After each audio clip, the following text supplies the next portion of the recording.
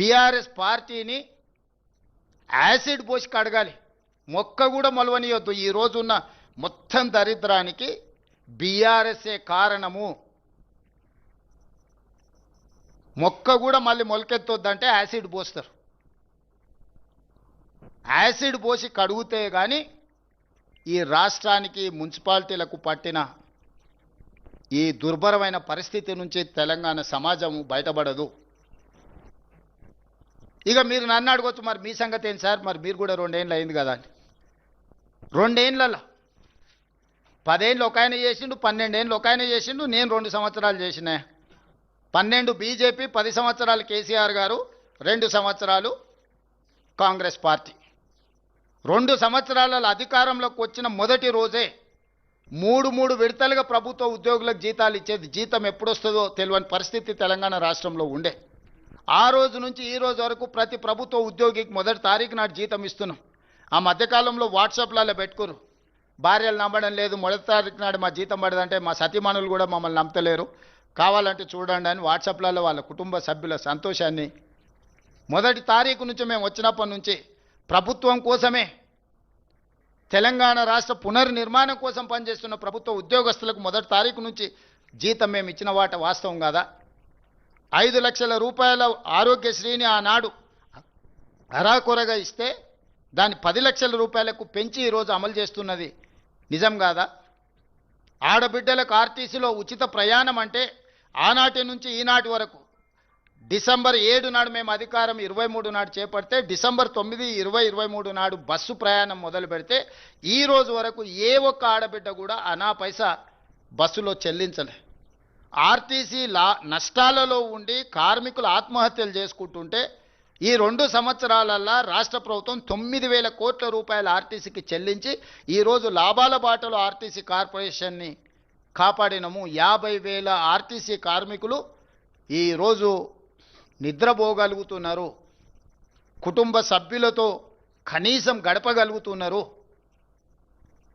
10 ఏళ్ళు ration card ఇవ్వలే. Ration card ఏంది, దాని గుర్తింపు విలువైందా? చంద్రశేఖరరావు గారు రేషన్ కార్డు ఇద్దామన్న ఆలోచన కూడా చేయలేదు. మేము వచ్చినాక లక్షలాది రేషన్ కార్డులు ఇచ్చి ఆనాడు దొడ్డు బియ్యం పెడితే బర్రెలకు దాన పెట్టేది. 3,17,00,000 మందికి ఈరోజు తెలంగాణ రాష్ట్రంలో 3,78,00,000 జనాభా ఉంటే అందులో 3,17,00,000 మందికి ఈరోజు సన్న బియ్యము 6 కిలోలు ప్రతి వాడికి ఈరోజు ఆకలి తీరుస్తుంది మా ప్రభుత్వము. 500 రూపాయలకు సిలిండర్ ఇచ్చినము. ఆడబిడ్డలకు రాష్ట్రంలో ఉచిత బస్సు ప్రయాణానికి 9,000 కోట్ల రూపాయలు చెల్లించినము. వ్యవసాయానికి 1,15,000 కోట్ల రూపాయలు ఖర్చు పెట్టినము. 25,35,000 మంది రైతులకు 21,000 కోట్ల రూపాయలు, 2 లక్షల ప్రకారం రైతు రుణమాఫీ చేసినము. 1,00,000 రూపాయలని 14లో, 1,00,000 రూపాయలని 18లో 2 సార్లు హామీ ఇచ్చి 4 విడతలని మిత్తి కూడా కట్టలేకపోయాడు చంద్రశేఖరరావు. రైతు భరోసా 9 రోజుల్లోనే 9,000 కోట్ల రూపాయలు ఖాతాలేసి రైతులకు ఒక భరోసా కల్పించినాం. ఆనాడు ఒరేసుకుంటే ఉరేసుకున్నట్టే కొనేదే లేదు. రాష్ట్ర ప్రభుత్వం ఏమైనా వ్యాపార సంస్థనా, మిల్లర్ల దందా చేస్తామా? మేము రైతులు పండించిన ఒడ్లు కొనడంతో 7,500 కోట్ల రూపాయలు మాకు నష్టం జరిగింది. మేము కొనము, ఒరేసుకుంటే ఉరేసుకున్నట్టు అని చంద్రశేఖరరావు గారు చెప్పారు. మీరందరూ సజీవ సాక్షి. ఈనాడు దేశంలోనే ప్రతి సీజన్లో హయ్యెస్ట్ భారతదేశంలో వరి ఉత్పత్తి చేస్తున్న తెలంగాణ రాష్ట్రం. చివరి గింజ వరకు కొనడమే కాకుండా సన్న వడ్లకు 500 రూపాయల బోనస్ ఇచ్చి ఈరోజు ఈ రాష్ట్రంలో అత్యధికంగా వరి ధాన్యాన్ని ఉత్పత్తి చేస్తున్న రాష్ట్రము దేశంలోనే తెలంగాణ నెంబర్ 1. ఇవాళ పూర్తి స్థాయిలో రైతులు పండించిన పంటను కొని 48 గంటల్లోనే వాళ్ళ ఖాతాలు వేస్తున్నాం.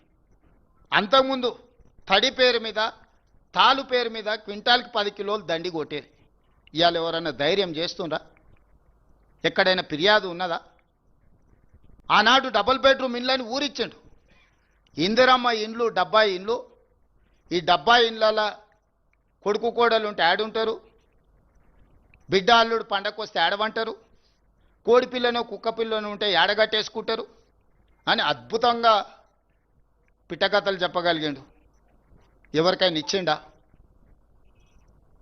2014 నుంచి 2014 వరకు 10 సంవత్సరాలలో ఆనాడు వైఎస్ రాజశేఖర రెడ్డి గారు కాంగ్రెస్ పార్టీ 25 లక్షల ఇందిరమ్మ ఇండ్లు తెలంగాణలో పేదలకు ఇచ్చిండ్రు. మరి 2014 నుంచి 2024 వరకు చంద్రశేఖరరావు గారు ఏమి ఇచ్చిండ్రు? సంవత్సరానికి 2 లక్షల ఇండ్లు ఒకవేళ కట్టుంటే కూడా ఎక్కువ కూడా అక్కర్లేదు, 20 లక్షల ఇండ్లు పేదవాళ్ళకు వచ్చి ఉండేటివి.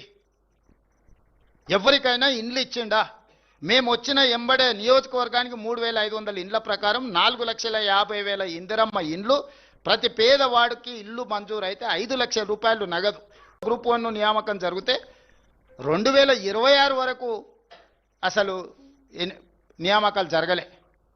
మళ్ళీ మేము వచ్చిన తర్వాతనే నోటిఫికేషన్ ఇచ్చి group 1, group 2, group 3, group 4, teachers, police 2 ఏళ్లలో 70,000 ప్రభుత్వ ఉద్యోగాలు ఇచ్చినాం. మొత్తం ప్రతి ప్రభుత్వ ఉద్యోగం మేము ఇచ్చిన వాళ్ళ లిస్ట్ అంతా రిలీజ్ చేస్తాం. మీరు లెక్క పెట్టుకొని అసెంబ్లీలో మొత్తం కాగితాలు తీసుకొచ్చి పెడితే ఎన్ని కట్టలైనా సరే డిజిటల్ మాన్యువల్ మొత్తం ఇస్తా. స్కూల్స్ డైట్ ఛార్జెస్ పెంచలేదండి. పిల్లలకు అరాకలతో చచ్చిపోతుంటే 40% డైట్ ఛార్జెస్ పెంచిన, 200% కాస్మెటిక్ ఛార్జెస్ పెంచిన. Young India integrated residential schools 20,000 కోట్లతో పనులు ప్రారంభించుకున్నాం. యంగ్ ఇండియా స్కిల్స్ యూనివర్సిటీ పెట్టుకున్నాం. యంగ్ ఇండియా స్పోర్ట్స్ యూనివర్సిటీ పెట్టుకున్నాం. ఈరోజు స్కూల్స్లో మొత్తం ప్రక్షాళన చేసి ఫేషియల్ రికగ్నైజేషన్ సిస్టమ్ తీసుకొచ్చి టీచర్లను పిల్లల్ని సమన్వయం చేసుకొని ముందుకు వెళ్తున్నాం. ఇట్లా ఒక్కొక్క శాఖలో ప్రక్షాళన చేసుకుంటూ ఒక పక్కన సంక్షేమం, రెండో పక్కన అభివృద్ధి. మోడీ గారు ఇచ్చినా ఇవ్వకపోయినా మూసీ రివర్ ఫ్రంట్ ఈరోజు మనం కట్టుకుంటున్నాం. మెట్రో సహకరించినా సహకరించకపోయినా మనం విస్తరణ చేసుకుంటున్నాం. రీజనల్ రింగ్ రోడ్డు మీరు ఇస్తే ఇచ్చారు, లేకపోతే లేదు అని మనం నిర్మాణం చేసుకోవడానికి సన్నాహకాలు ఏర్పాటు చేసినాం. చిన్న చిన్న కాలనీలు లేకపోతే ఫైనాన్షియల్ ఏరియా డిస్ట్రిక్ట్స్ కాకుండా కంప్లీట్గా ఒక సిటీనే ఈరోజు భారత్ ఫ్యూచర్ సిటీని మనం నిర్మించుకుంటున్నాం. ఈరోజు గ్లోబల్ సమ్మిట్ చేసుకున్నాం. ఇవి పక్కన పెట్టండి. 100 సంవత్సరాల బీసీ కులగణన ఎవరైనా చేసిరా అండి? 100 సంవత్సరాల సమస్యకు భారతదేశంలోనే తలమానికంగా ఈరోజు socio economic, education, employment, political and caste survey చేసి దేశానికే ఆదర్శంగా నిలబడి బీసీ జనాభాను లెక్కలేసి ఫిబ్రవరి 4, 2024లో మొదలుపెట్టి ఫిబ్రవరి 4, 2025లో కంప్లీట్ చేసి సోషల్ జస్టిస్గా ఫిబ్రవరి 4ని మనం అఫీషియల్గా డెడికేట్ చేసుకున్నాం. ఇవాళ బలైన వర్గాలు వాళ్ళ లెక్కలు వాళ్ళు తేలిన సంతోషంలో లేరా? మాదిగా ఉపకులాల వర్గీకరణ 40 సంవత్సరాల నుంచి రావణ కాష్టంగా మండుతుంటే దేశంలోనే మొట్టమొదటి రాష్ట్రంగా వర్గీకరణ సమస్యకు శాశ్వత పరిష్కారం చూపిస్తే ఈరోజు బుడగ జంగాల నుంచి అత్యంత వెనుకబడిన మాదిగా ఉపకులాలు ఈరోజు డాక్టర్లుగా, ఇంజనీర్లుగా, ఈరోజు గ్రూప్ 1 ఆఫీసర్లుగా సెలెక్ట్ అయినరు. ఈ సమస్యకు మేము పరిష్కారం చూపించలేదా? 100 సంవత్సరాల బీసీ కులగణనకు శాశ్వత పరిష్కారం చూపించినాము.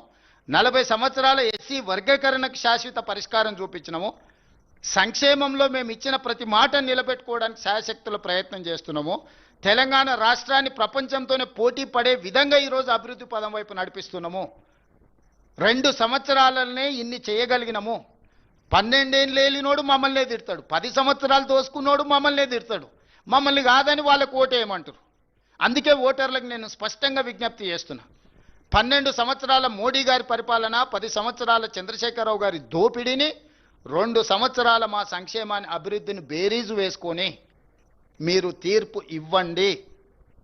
ఈరోజు రాష్ట్రంలో అధికారంలో ఉన్నది ప్రజాపాలన. ఈరోజు మేము నిధులు ఇవ్వాలన్నా గల్లీలలో